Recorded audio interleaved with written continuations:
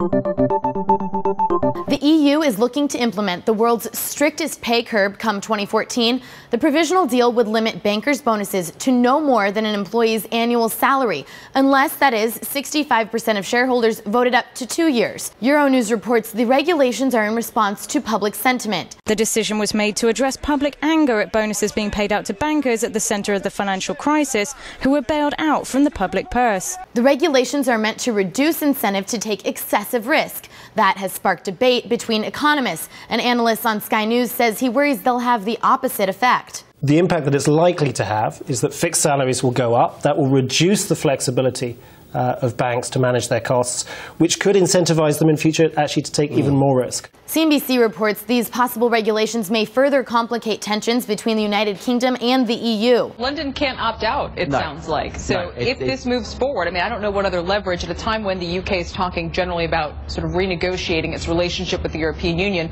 This seems like one area where the conflict really comes into focus. Former UK policy chairman Stuart Fraser told Bloomberg the concern is legitimate and that he thinks the regulations are not based on analysis but on emotion against bankers. London won't have the flexibility as cities outside of the European Union who use the bonuses as a sort of way of reducing costs in bad times. In response to the deal, British Prime Minister David Cameron said the UK must protect the major international banks that are based there but have operations all over the world. We need to make sure that regulation put in place in Brussels is flexible enough to allow those banks to continue competing and succeeding while being located in the UK. The BBC reports the effects of these one-of-a-kind regulations will reach far beyond London. Once the proposals are formally agreed, it will start the biggest shakeup of the banking system since the global financial crisis. For Newsy, I'm Katie Brennan. Multiple sources, a broader view.